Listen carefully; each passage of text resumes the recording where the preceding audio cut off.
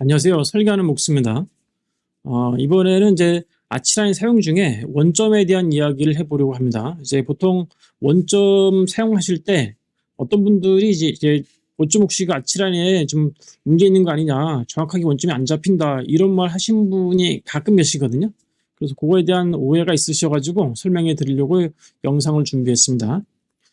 보통 이제 여기서 드래프트에서 원점을 클릭하면은 원을 클릭할 때 0,0을 치고 엔터 치잖아요.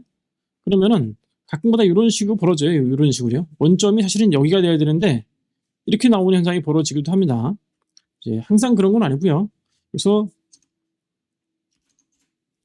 정상적으로 되죠. 예, 이제 이게 왜 이런 현상이 벌어지냐면은 자, 원점을 클릭했을 때 제가 0,0을 하는 게 일반적인 방법이에요, 사실요. 그런데 제가 0 스페이스바 누르고 0을 쳤어요. 그러면 정상적으로 되고 다시 한번 원점을 눌러서 0,0을 찍잖아요. 그럼 원점이 아닌 다른 곳에서 잡히기도 합니다. 이게 분명히 이제 오류죠. 그런데 약간 좀 이런 부분에 대해서 이해하실 필요가 있는 게 데카르트 도법, 그러니까 직교좌표액을 쓰는 우리나라에서는 모든 분들이 원점을 0,0으로 표시를 합니다. 전통적으로 일반 CAD에서도 그렇게 해왔듯이요. 그런데 이 지구상에 있는 어떤 사람들은 이 원점을 0,0이 아니라 0 띄우고 0으로 하는 그런 족속도 있습니다. 예.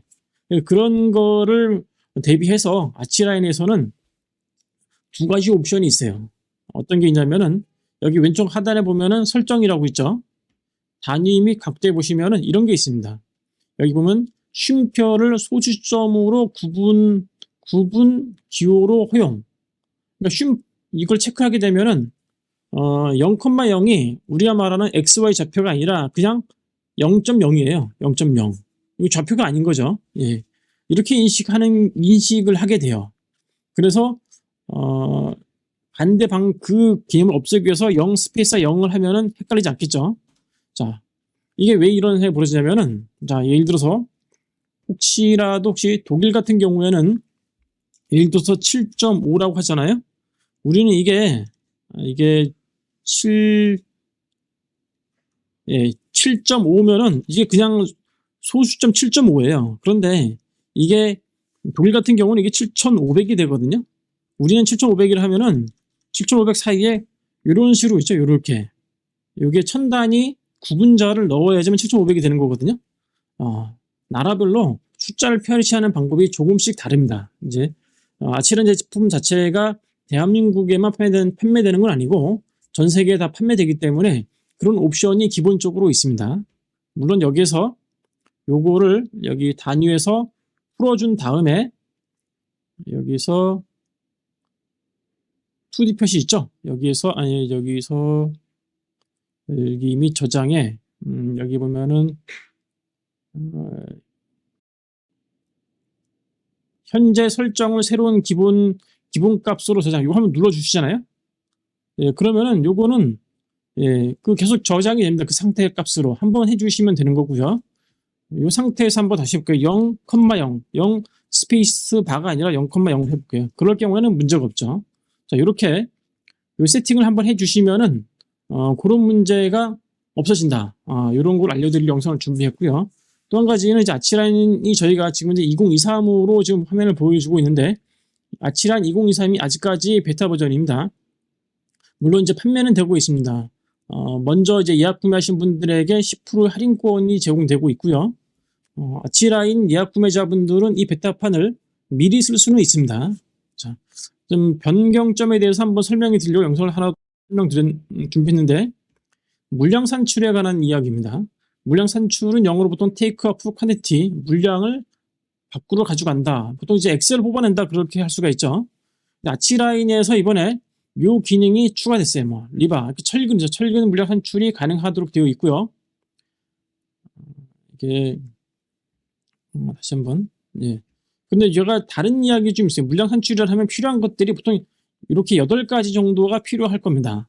기본적으로 공사를 하기 위해서 레미콘을 부를 때 몇 톤을 불러야 될지를 계산을 해서 정확한 주문을 하셔야 이게 로스를 줄일 수가 있습니다. 철근 콘크리트 타설 물량이 기본적으로 옛날부터 됐었고요. 유로폼 같은 경우도 알폼 순산출이 가능한데 요거는 이제 아치란에 있는 타일 기능으로 해결이 가능하고요. 요 기능은 철근 물량 산출은 이번에 2023 버전부터 추가된 기능이고 아마 2019인가 그때부터 각재 즉 목조 주택의 스터드 이제 2x4, 2x6, 2x10 하는 그 각재 있죠. 그 다음에 밑갈돌이, 윗갈돌이 하는 그 각재의 수량도 뽑아낼 수가 있고요. 물론 타일도 뽑아낼 수가 있고, 그 다음에 문이나 창문 같은 이 개구부의 개수 또 뽑아낼 수 있고, 가구라든지 특정 개체에 대한 물량 뽑아낼 수 있고, 토공량, 토파기를 할 때 땅을 파서 버리는 부분과 되메우기 하는 부분 있죠. 예, 그걸까지 계산해서 토공량을 계산할 수가 있는데 현재 아치라인 2023에서는 이 8가지가 다 제공되고 있습니다. 그런데 제가 여기에 까만 줄을 했는 게 있어요. 이건 왜 그러냐면은 모든 빔 소프트웨어가 이걸 다 지원하는 건 아닙니다.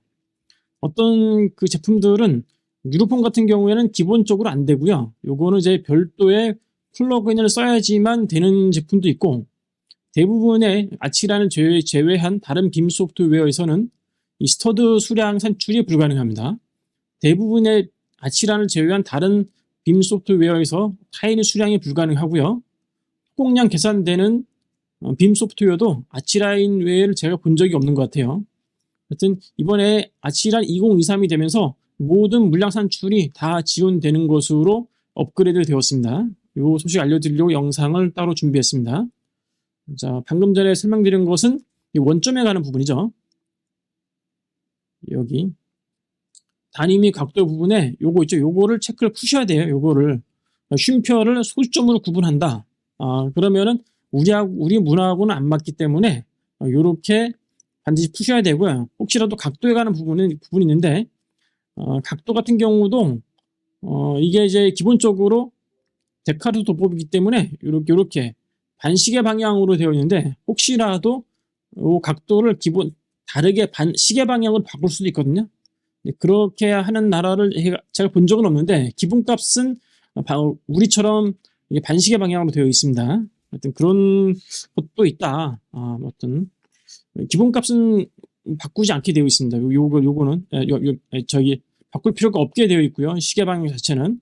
그래서 반시계 방향으로 저희가 벽을 그릴 때도 가급적 반시계 방향으로 슬라브라든지 벽도 그리고 있습니다. 자, 지금까지 시청해 주셔서 감사합니다.